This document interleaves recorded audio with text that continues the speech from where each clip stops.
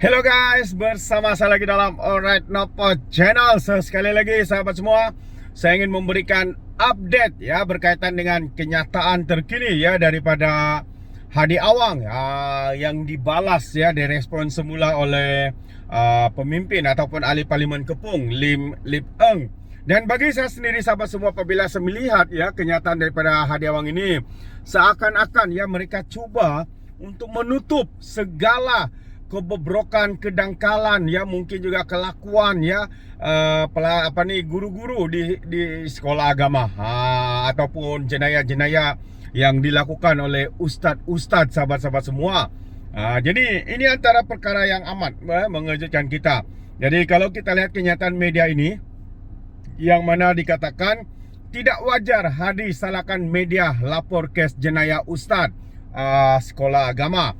Itu antara kenyataan daripada ahli Parlimen Kepung Lim Lip Eng yang mengkritik Presiden PAS Hadi Awang yang mendakwa media digunakan untuk membesar-besarkan berita berkenaan kes salah laku di sekolah agama untuk memburukkan Islam. Kau tengok sahabat semua, begitu hebatnya mereka ya. Soalnya ini adalah kes jenayah ataupun perbuatan yang tidak boleh diterima oleh individu-individu, apatah lagi mereka ini sebagai ustaz, sebagai ulama dan sebagainya.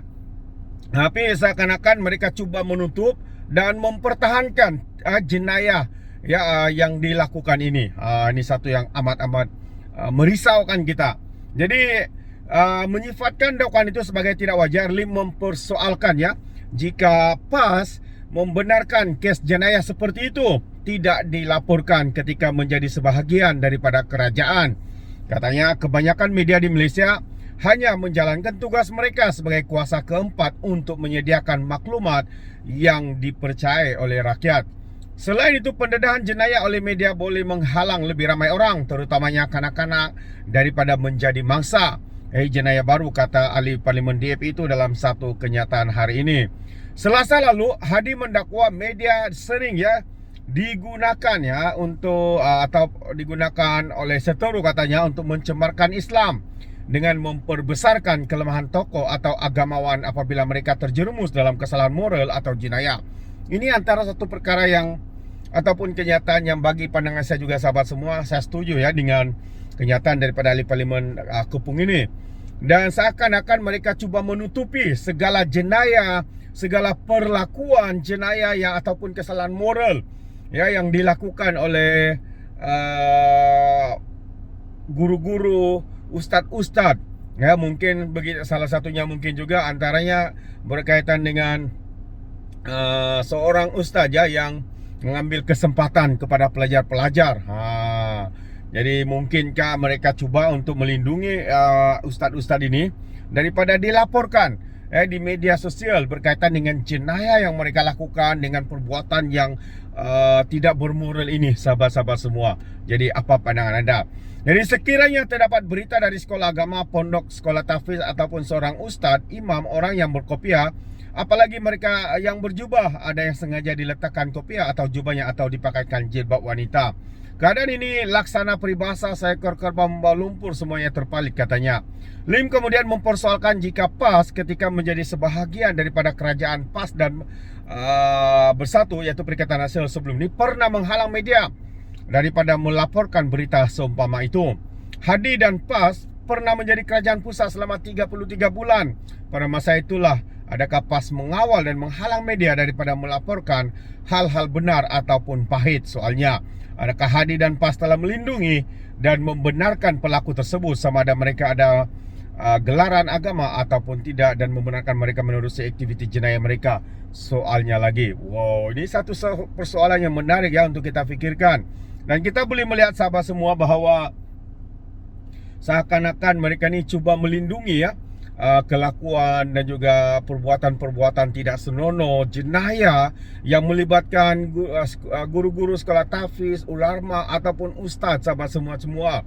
Mereka mengatakan ya media digunakan oleh seteru mereka untuk memburukkan Islam. Sedangkan hakikatnya sahabat semua, ini bukan berkaitan dengan Islam. Ini berkaitan dengan tindakan seorang yang bergelar ustaz, bergelar ulama, bergelar guru dan sebagainya di sekolah-sekolah tahfiz dan sebagainya. Jadi sekali lagi kita boleh lihat bahwa mereka cuba ya untuk memusingkan fakta itu. Kononnya itu memburukan, tapi persoalannya adalah mereka didakwa, mereka ditangkap, direman dan sebagainya. Itu dia.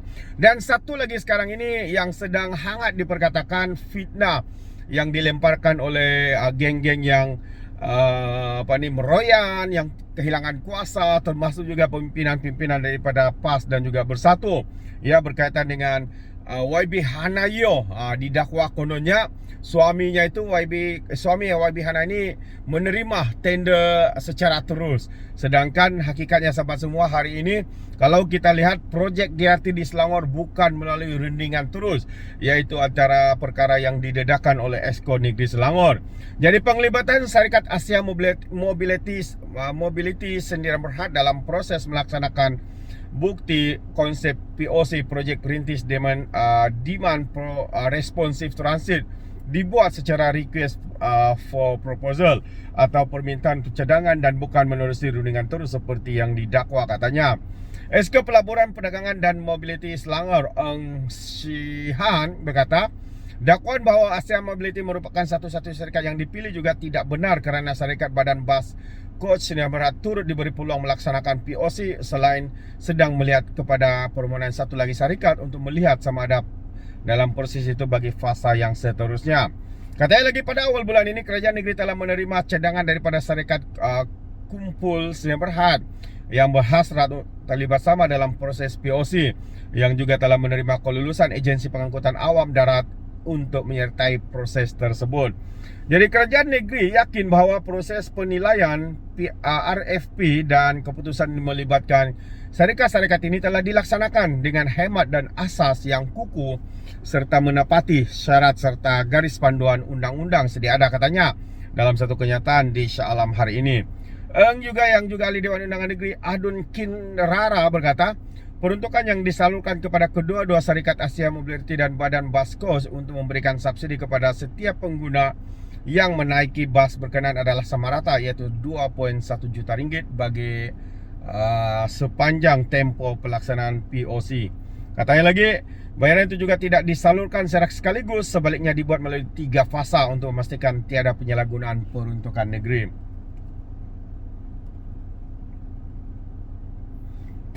Untuk menegaskan bahawa pentadbirnya bersedia untuk membentangkan keseluruhan proses penilaian tersebut kepada pihak berkuasa sebagai komitmen ketulusan dan juga kebertanggungjawaban, ya, kerajaan negeri terutama dalam perkara yang melibatkan perbelanjaan peruntukan wang negeri. Jadi terdahulu Asia Mobility mempertahankan pembabitannya dalam perkhidmatan DRT dengan menyatakan bahawa hanya 2 syarikat di negara ini layak untuk menyediakan perkhidmatan yang diberikan mereka. Dan semalam Suruhanjaya Pencegahan Rasuah Malaysia menjelaskan ia sudah melakukan siasatan interim berhubung isu pemberian kontrak berkenaan, namun tidak menemukan sebarang kesalahan dan tiada kes dalam isu tersebut. Jadi jelas sahabat semua, ya, perkara telah pun disahkan sebenarnya oleh pihak ISPRM, ya, bahawa dalam siasatan interim mereka secara dalaman tidak ada terlibatnya, ya, unsur rasuah ataupun penyelewengan ataupun salah guna kuasa maupun rundingan terus, ya, yang cuba dimainkan ataupun diwar-warkan, ya, oleh pembangkang yang meroyan tidak tentu pasal ini, sahabat-sahabat semua. Jadi, ya, ini satu perkara yang amat-amat mengejutkan dengan fitnah-fitnah yang melampau, dengan cuba untuk mempertahankan ustaz-ustaz, ulama-ulama yang berkelakuan tidak bermoral, jenayah, melakukan jenayah dan sebagainya. Jadi apa pandangan anda sahabat semua? Anda boleh berikan di dalam ruangan komen. Terima kasih. Izinkan saya untuk mengundurkan diri dan seperti biasa peribahasa mengatakan, tepapun kangkap 2 tahun keinginan. Dalam bahasa Melayu, tepuk dada, tanya selera. Sekian daripada Alright Nampak Channel. Kita berjumpa lagi. Bye-bye.